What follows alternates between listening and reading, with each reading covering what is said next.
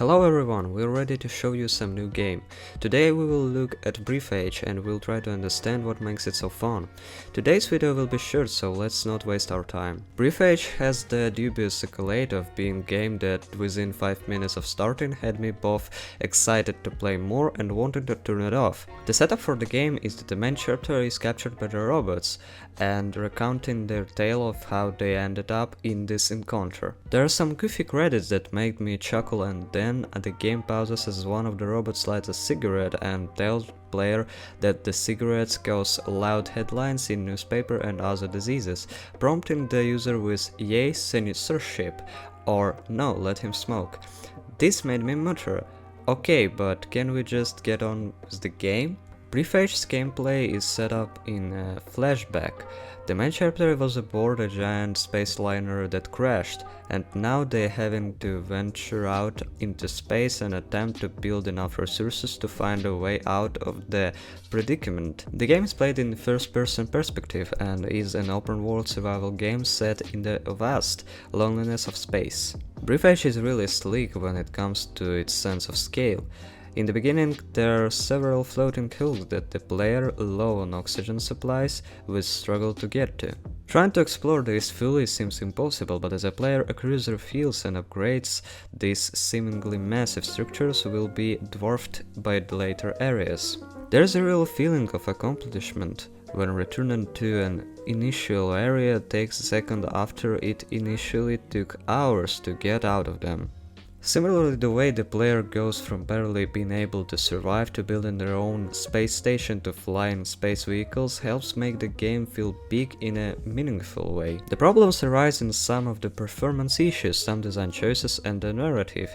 Combing through the reviews is often akin to being a detective, as a player comes across vignettes where they discover how other members of the crew meet their grisly deaths. This would be macabre, but the game opts to deliver a lightness to the whole proceeding. For example, a smuggler crashed with one eye popping out will prompt the AE narrator to deliver a cheery jibe for the situation. Also, this does help to elevate what would be a somber game.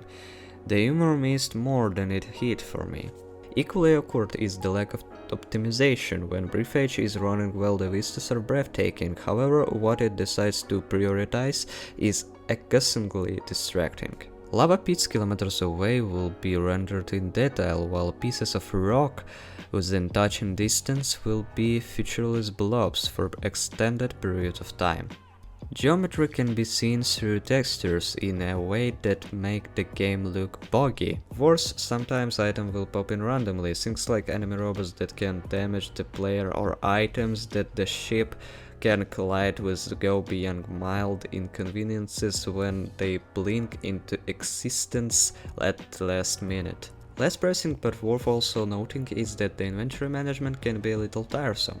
Each item takes up one space in whatever storage device the player has, and similar items cannot be stacked. In the late stages of the game, this can mean scrolling through 30 pieces of plastic to get to the one bit of titanium needed to make something.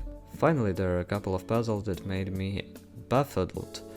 A rocket that needs to be powered by meat pellets and a hitherto unused jump button come into play in the weirdest of places, and the game doesn't signpost this well. With those complaints aside, I still pushed through the game to see where it was going, almost as spite of the naively edgy narrative and rough edges. Because rebuilding a small pocket of life in emptiness of space just feels good.